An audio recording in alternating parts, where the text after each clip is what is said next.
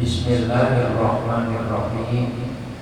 Assalamualaikum warahmatullahi wabarakatuh. Waalaikumsalam warahmatullahi wabarakatuh. Alhamdulillahirabbil alamin.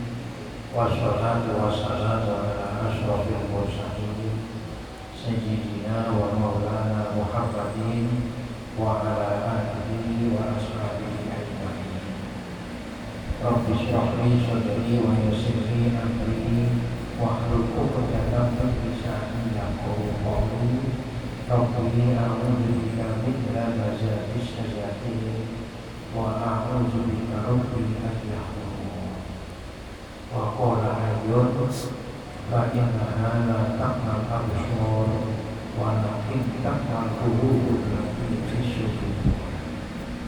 Wa qala Nabi sallallahu alaihi wasallam aksiru zikra hadhihi al-lazzatil maut. Sadaqallahul azim wa sadaqa rasulun nabiyul karim wa nahnu ala dzalika minasyahidin wasyahidin walhamdulillahi rabbil alamin. Bapak Ibu jamaah salat subuh Masjid At-Tauhid yang sama-sama dimuliakan oleh Allah Subhanahu wa taala. Kita bersyukur kepada Allah Subhanahu wa taala yang dengan pertolongannya, dengan hidayahnya kita dapat melaksanakan satu di antara sekian banyak kewajiban kita, yakni melaksanakan ibadah sholat subuh. Dan alhamdulillah subuh hari ini kita bisa melaksanakan dengan berjamaah. Mudah-mudahan senantiasa kita mendapatkan pertolongan Allah sehingga dapat melakukan sholat maktubah dengan berjamaah. Mudah-mudahan amal ibadah kita semuanya diterima, diridhoi, diberkahi oleh Allah Subhanahu wa taala dan kelak menjadi bekal kita masing-masing apabila kita semuanya kembali menghadap kepada Allah Subhanahu wa taala. Di samping itu kita juga berharap semoga amal ibadah yang kita lakukan menjadi sebabnya dosa-dosa kita, kesalahan-kesalahan kita mendapatkan pengampunan dari Allah Subhanahu wa taala. Maka kita harus menjaga keimanan, ketauhidan kita. Kalau istilah sekarang kita mengenal dengan istilah toleransi antar umat beragama, jangan sampai kita dengan toleransi justru tidak mengorbankan iman kita. Mari kita jaga toleransi kita sehingga kita tanamkan dalam diri kita masing-masing bahwa kita punya keyakinan yang berbeda dengan keyakinan saudara kita. Istilah bahasa Quran itu lakum dinukum wajati. Bagiku agamamu, bagiku agamamu, bukan begitu. Nah ini harus diawasi. Jadi yang menurut saya dan saya yang bukan dari agama kita tidak usah pakai diikuti-ikuti. Takut nanti merusak keimanan kita. Ini kan penting untuk kita awasi. Ya, saya ingin menjaga iman saya, maka saya tidak menuduh orang tidak, tapi menjaga iman saya, sehingga saya apabila memberi salam tidak pakai salam yang macam-macam. Saya cukup assalamualaikum warahmatullahi wabarakatuh. Tidak ada pakai suasana itu apa lagi itu. Salam sejahtera. Salam kebajikan, salam apa enggak. Toleransi bisa saya jalani dengan yang lain. Kita harus menghormati bahwa kalau suatu itu bahasanya mereka silahkan, kita salam diajarkan oleh Rasulullah.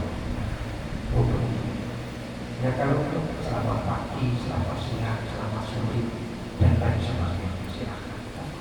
Itu satu di antara upaya dalam rangka kita masing-masing untuk menjaga keimanan kita.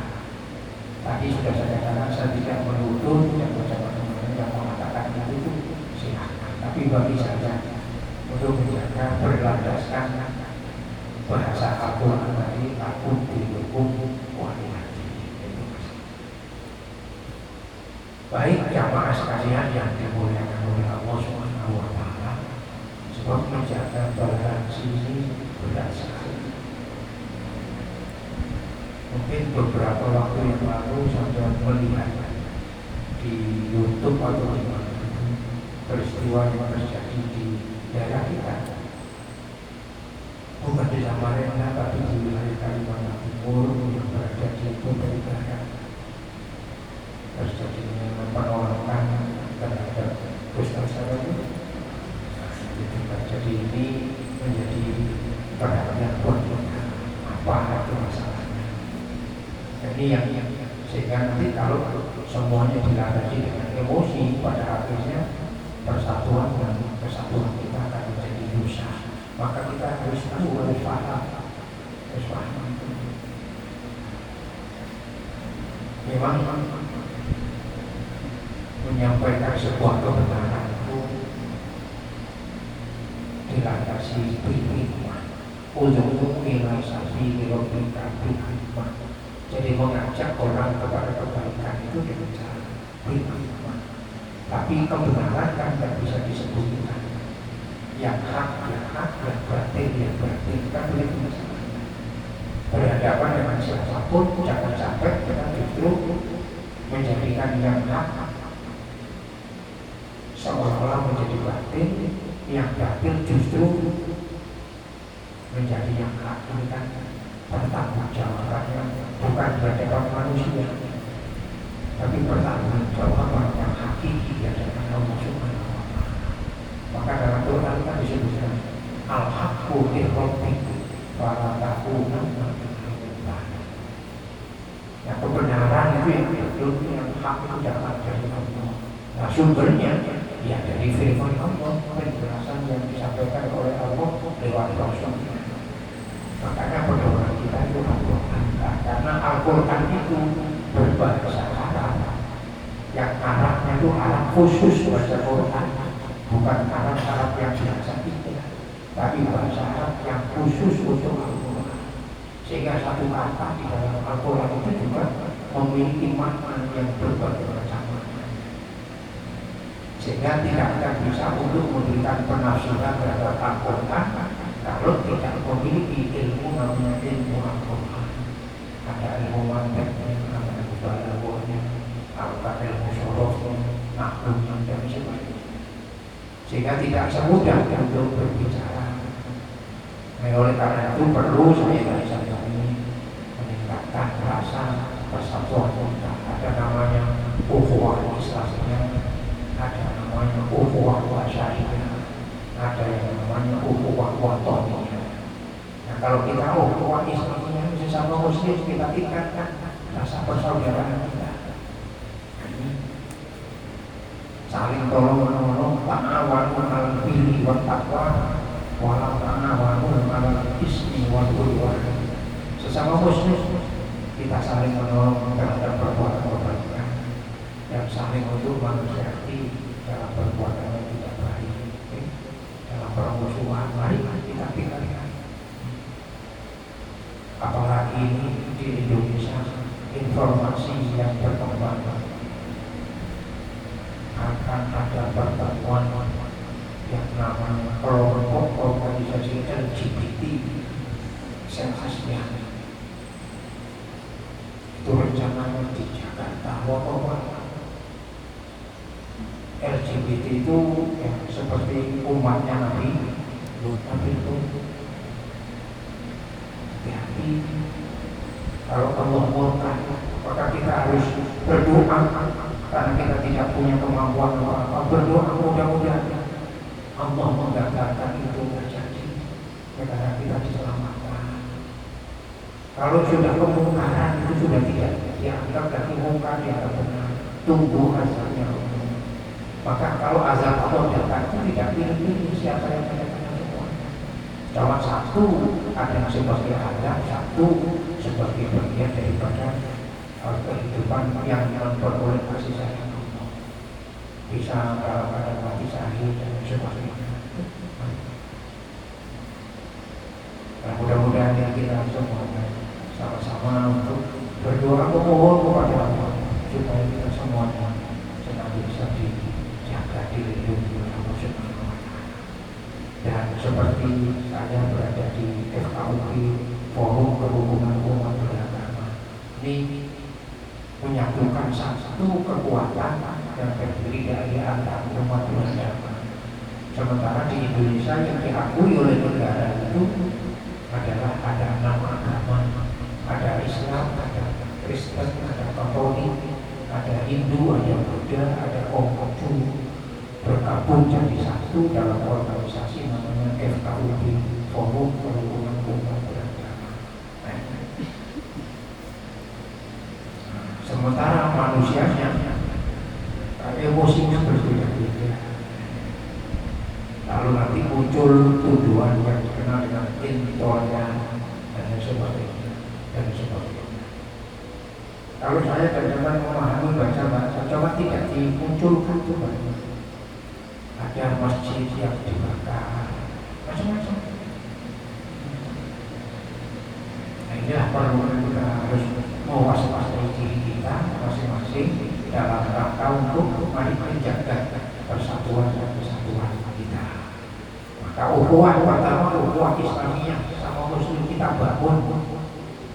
Seandainya terjadi berbeda pendapat yang bersifat bukan yang istilahnya pokok, usul, nah kita biasa saja. Tapi kalau tidak usah dipertentangkan. Tapi kalau umpamanya berbedanya masalah furud, cabang, nah ini mari kita pahami bersama. Oh ini punya begini, oh ini punya begini. Makanya dalam sholat saja pun berbeda-beda kan.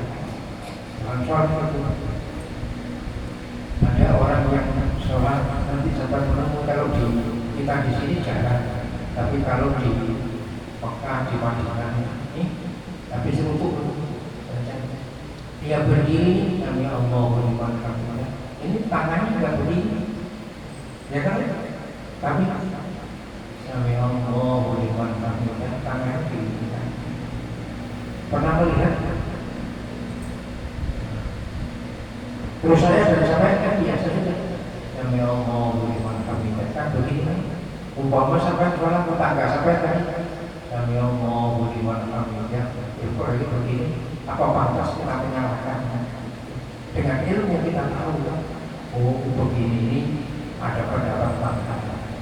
Malah ada yang menyatakan wajib bagi seseorang yang di dalam sholatnya tadi ketika bangkit sami Allahu liman hamidah ini masih bergerak terus, wajib seperti ini. Karena bergerak ini berarti belum sempurna, belum cukup tumak-tumak. Ya, begitu. Banyak yang sampai biasanya kalau bangkit dari sujud menuju ke rakaat kedua, tangan kanan biasa begini. Tapi nanti jangan melihat ada tetangga sampai bukan begini. Betul? Pertanyaannya lalu apakah pantas kita menyalahkan? Oh, dengan ilmu kita paham. Seperti yang kemarin kita bahas tentang masalah imam, posisi ketika dia menjadi imam untuk memimpin sholat fardu kifayah. Kan kita kemarin kita bahas mazhab yang empat yang mujtahid mutlak, Imam Hanafi, Imam Maliki, Imam Syafi'i, Imam Hambali, itu berbeda-beda. Kalau jenazahnya itu laki-laki, imamnya di sini. Kalau jenazahnya perempuan, imamnya di sini. Sementara kita kan banyak mengikuti dari pendapatnya mazhab Imam Syafi'i, kan begitu kan? Jadi kalau laki-laki jenazahnya, oh imamnya di sini. Kalau perempuan jenazahnya di sini, kan begitu. Sementara kalau Imam Hanafi tapi kan tidak ada satupun yang menganjurkan untuk menjadi imam berada di bagian kaki, kan ada. Oh begini ya Pak. Nah, pagi hari ini saya dan semuanya saya ajak untuk maka posisi kepala jenazah ketika disolatkan posisinya, karena biasanya kan sering-sering sudah di masjid diputar sana putar sini kan begitu kan, supaya nanti nggak diputar-putar lagi.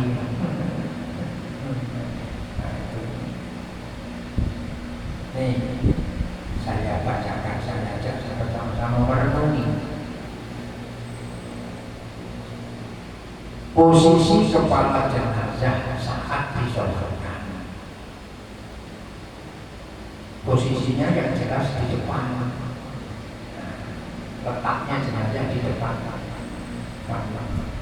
Yang dipermasalahkan, dibicarakan di sini adalah kepala daripada jenazah tadi itu di mana. Kalau jenazahnya laki-laki, jenazahnya perempuan itu di mana? Kan?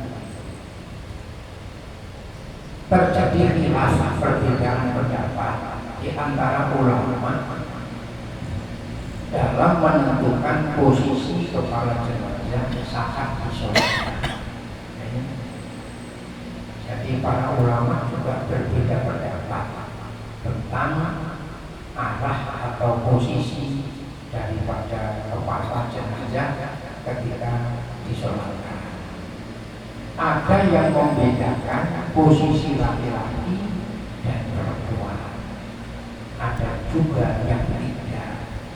Seperti yang kebanyakan terjadi saat ini, posisi jenazah berada di utara saat disolatkan. Ya, karena kiblat berdasarkan pendapat daripada ulama Malikiyah. Satu sudah, berdasarkan pendapat ulama Malikiyah, maka jenazah yang akan disolati itu kepalanya berada di posisi utara, atau bahasa katanya di sebelah kanan imam. Kan ya? Baik jenazah itu laki-laki maupun perempuan.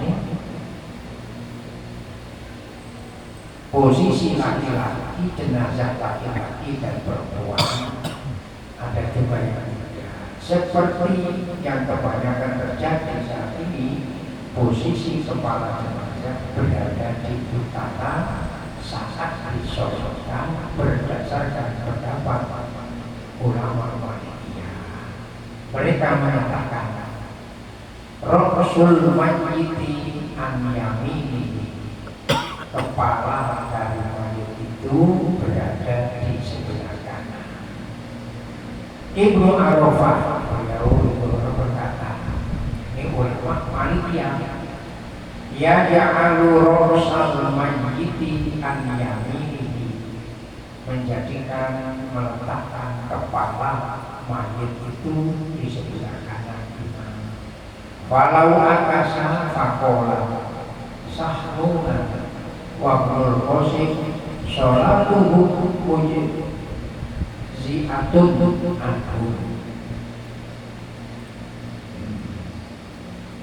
Seperti yang dikatakan oleh Ibnu Arafah, jika dibalik maka sahnuh, ini pendapat ulama juga sahnuh, dan Ibnu Qasim berkata sholat mencukupi. Jadi pendapat yang pertama ulama Malikiyah tadi menyatakan bahwa apabila mensolati jenazah yang kepalanya diletakkan di sebelah kanan. Tapi pendapat ini juga berbeda. Seandainya jenazah itu kepalanya diletakkan di sebelah kiri, maka dipandang sholatnya sudah mencukupi, artinya sah. Nah, kalau sudah kita melihat begini nih, tidak usah lagi diputar-putar, begitu dong. Kepala di kanan atau kepala di kiri, sah yang tidak sah itu nanti yang menjadi masalah. Itu dia. Sholat jenazah kok sholat 3 takbir, nggak salah, itu sah, nggak sah itu. Karena sholat jenazah itu ada 4 kan begitu. Ya, jadi aman juga tahu kita. Artinya nggak usah pakai permasalahan. Biasanya kan ada yang mempermasalahkan, ada yang memang kepalanya di sini tak perempuan di sini. Padahal yang tadinya sudah di sini. Oh, nanti ada yang punya pendapat kalau perempuan itu kepalanya di sini. Akhirnya pusing. Kira-kira tidak ada juga jenazah yang pusing kan ya kita sendiri yang pusing. Jadi kanan dan kiri koordinasi. Nah sekarang kalau seandainya, ini seandainya jenazah tadi di sebelah kiri, maka posisi imam tadi yang dipahami. Apabila jenazahnya itu laki-laki, posisi imam di sebelah bagian kepalanya. Oh kalau begitu, ya kita di sebelah kiri. Karena di sebelah kepala. Nanti kalau perempuan kan begitu. Tempatnya imam tidak harus apa namanya. Oh harus di sebelah mana? Sesuai dengan apa yang dikatakan tadi. Oh kalau jenazahnya laki-laki, posisi imam itu tidak menyatakan jenazah laki-laki itu tidak. Tapi posisi imam ada di kalau jenazahnya itu laki-laki di kepala. Orang ini kan sudah dipahami. Demikian pula pendapat salah satu ulama terkemuka ini namanya Syekh Muhammad Zuhairi. Beliau berkata, apa kata beliau? Wa wuqufu imamin wasqal mayyit dzakari wa halwa mamkibai ghayri min unsa au unsa jailan roksal mayyiti an yaminil imam. Dianjurkan, ini ulama kontemporer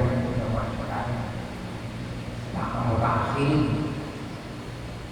imam berdiri di tengah-tengah mayat laki-laki dan lurus dengan kepala, lurus dengan kedua pundak mayat perempuan, atau yang berkelamin ganda dengan menjadikan kepala mayat di sebelah kanan imam. Jadi kalau kita di mayatnya tadi diletakkan kepalanya di sebelah kanan. Dapat itu yang tadi kan ya, sebelah kanan, di sebelah kiri boleh-boleh saja. Kalau bisa diletakkan di sebelah kanan kan itu. Sekarang menurut pendapat Imam Syafi'i, dalam mazhab Syafi'iyah, pendapat Imam Syafi'i, ada pendapat yang menganjurkan untuk jenazah wanita kepalanya di sebelah utara atau sebelah kanan imam, dan jenazah laki-laki kepalanya berada di sebelah kiri imam. Ini letaknya jenazah. Tapi untuk mensolatinya imamnya kalau laki-laki di kepala, lurus kepala. Tapi kalau perempuan di tengah, karena itu kan pendapatnya Imam Syafi'i. Tapi letaknya jenazah ini disebutkan di sini menganjurkan untuk jenazah wanita kepalanya berada di utara sebelah kanan. Tapi kalau jenazahnya laki-laki berada di sebelah kiri.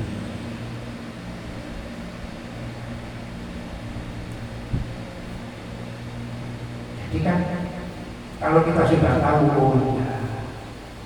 tinggal kalau sudah diletakkan jenazah ya sudah, tapi imam posisinya tahu. Nah untuk mengetahui posisi kepala biasanya karena itu kan sudah ditandai, ada yang namanya surah, ada kata-kata sajadah, berarti dia itu posisi kepala kan begitu.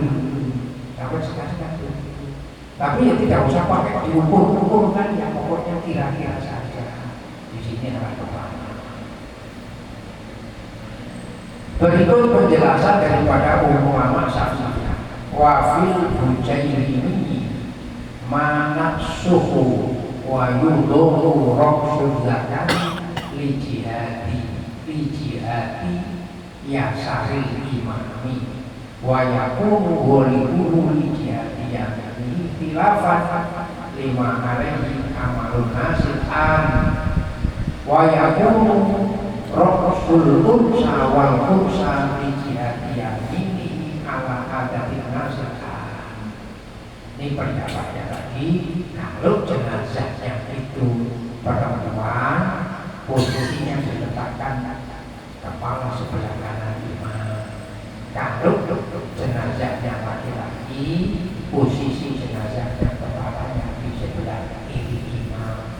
Itu pendapat daripada kelompok mazhab Syafi'i. Jadi kalau seandainya meletakkan laki-laki di sebelah kanan imam, perempuan di sebelah kiri imam umpamanya, boleh saja. Tinggal kita bagaimana imam menempatkan dirinya sesuai dengan pendapat mazhab.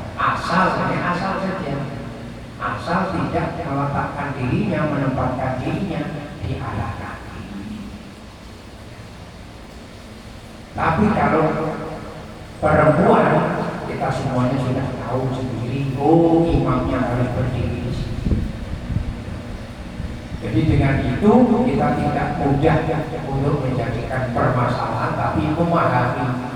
Jangankan seperti yang kita ini, mazhab yang ahli beliau mujtahid mutlak itu pun berbeda-beda pendapat. Maka dengan pemandangan yang berbeda ini, kita bisa untuk memahami tentang apa yang difahami oleh saudara kita, sehingga itu akan menimbulkan kekuatan kita dalam meningkatkan persaudaraan sesama muslim. Nah kalau sekarang ini akhirnya banyak muncul berbagai macam tuduhan, lalu dituduhlah kita fitnah. Sementara pandangan yang dilakukan oleh mereka, oleh saudara kita yang ngaku sesama muslim itu sudah Islam. Fitnah, setiap fitnah itu dolala, dan setiap yang dolala itu dalam neraka. Jadi sampean dan saya termasuk golongan ahli neraka. Itu masalah. Jadi timbul rapi karena katanya tidak diajarkan, tidak dilakukan oleh Nabi. Banyak yang tidak dilakukan oleh Nabi. Maka hadis itu bukan sekedar cuma ucapan atau perbuatan, tapi hadis itu termasuk persetujuan Nabi, apa akhirnya Nabi. Nabi tidak mengajarkan, tapi sahabat melakukan, terus disetujui, dibiarkan, didiamkan oleh Nabi. Itu masuk hadis, namanya takrir, diamnya Nabi, persetujuannya Nabi. Nah, ini tidak dimarahi, tidak dilarang. Kalau dilarang langsung ada larangan. Seperti laki-laki menyerupai perempuan, dilarang oleh Rasulullah. Nah sekarang yang masalah LGBT bukan lagi larangan Rasulullah, larangan yang datang dari Allah yang disampaikan lewat Rasul menyampaikan. Nah sekarang dihidup-hidupkan, berusahakan dihidupkan. Venezuela kemarin yang kena gempa 7,5 sekarang itu baru selesai, katanya malah belum selesai, masih dalam keadaan itu ibarat apa namanya LGBT itu Allah murka. Nah Allah sudah berjanji kalau kita berada di dalam suatu daerah, suatu negara, kita betul-betul menjadi pemeluknya, katakanlah penduduknya, masyarakatnya yang bertakwa kepada Allah Subhanahu wa Ta'ala. Allah sudah berjanji membuka pintu-pintu rahmat dari langit, dari bumi. Itu sudah. Tapi Allah menyatakan ini diawali dengan kalimat seandainya. Artinya itu tidak mungkin terjadi. Penduduk itu masih makanya potensi manusia ini dua. Ibu-ibu, potensi untuk berbuat baik, potensi untuk berbuat jahat. Fujur wa taqwa. Tapi kita ketika kita sholat tadi kan ada baca surat itu. Nah itu wasyamsi wa duha wa qamari idza talaha wa nahari idza jallaha wal layli idza yaghshaha wasyamsi wa duha wal ardi wa ma tawaha wa nafsi wa ma sawaha fa alhamaha fujuraha wa taqwaha. Jadi di dalam diri kita itu ada dua, potensinya itu ada potensi takwa, ada potensi yang namanya fujur jahat. Yang mana yang mendominasi diri kita? Maka itu peran yang paling besar bukan peran untuk kita memanggul senjata sebagainya, itu peran yang besar. Tapi peran yang besar itu semuanya diakibatkan karena nafsu, memerangi nafsu ini. Ujung rohani dan apa-apa. Kadang-kadang kita banyak berbuat baik, nafsu kita itu muncul ujungnya itu lalu merasa diri kita lebih baik dari yang lain. Ujung rohani, watakwa. Ini Al-Quran sendiri potensi. Maka manusia yang dituntut untuk menjalankan hukum adalah manusia yang diberi oleh Allah akal. Sehingga Allah banyak bertanya di dalam Quran itu afala yatafakkarun, afala taqilu, afala tadabbarun. Itu banyak. Yang ditanya oleh Allah itu hambanya yang diberi oleh Allah akal. Nah akal inilah nanti yang akan dimintai oleh Allah, dipimpin oleh hidayah agama atau dipimpin oleh Rasul. Nah ini penting. Mudah-mudahan kita semuanya senantiasa diberikan oleh Allah kekuatan iman, kekuatan Islam. Jadi masalah ini tadi seperti saya katakan, di mana letak posisi jenazah baik laki-laki maupun perempuan, hendaknya kita memahami sehingga tidak terjadi sesuatu perselisihan, tapi justru menjadi kekayaan kita di dalam hazanah pengalaman. Masalah ini kerap menimbulkan perselisihan di beberapa tempat. Oleh karenanya digorengkan masing-masing pendapat ulama agar tidak saling menyalahkan, terlebih lagi tidak mempengaruhi keabsahan sholat jenazah. Nah, jadi berbeda-beda laki diletakkan sebelah kanan kepalanya ke kiri tidak menjadi masalah. Begitu juga nanti imamnya berdiri di dekat kepalanya kaki, dadanya kaki, itu tidak bisa pakai dipermasalahkan. Karena tidak menimbulkan yang tadi sudah saya katakan, sebabnya tidak sah sholat jenazah.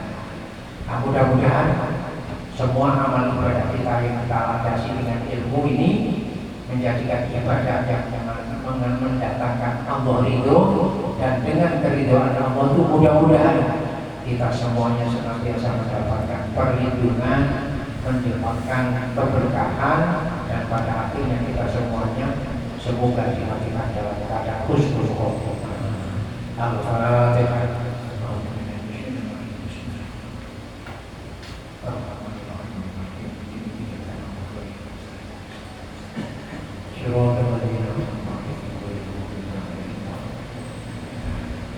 Amin ya mujib as-sa'il. Allahumma shalli ala sayyidina Muhammad wa ala ali sayyidina Muhammad. Alhamdulillahi rabbil alamin. Allahumma inna nas'aluka ilman nafi'an wa amalan mutaqabbalan wa yaqinan shadiqan wa rizqan wasi'an halalan tayyiban mubarakan birahmatika ya arhamar rahimin. Allahumma inna na'udzubika min ilmin la yanfa' wa qawlin la yakhsha' wa amalin la yurfa' wa du'a'in la yusma'. Rabbana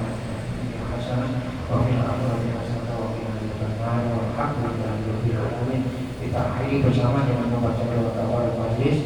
Bismillahirrahmanirrahim. Subhanallahumma wa bihamdika asyhadu an la ilaha illa anta astaghfiruka wa atubu ilaik. Wassalamualaikum warahmatullahi wabarakatuh.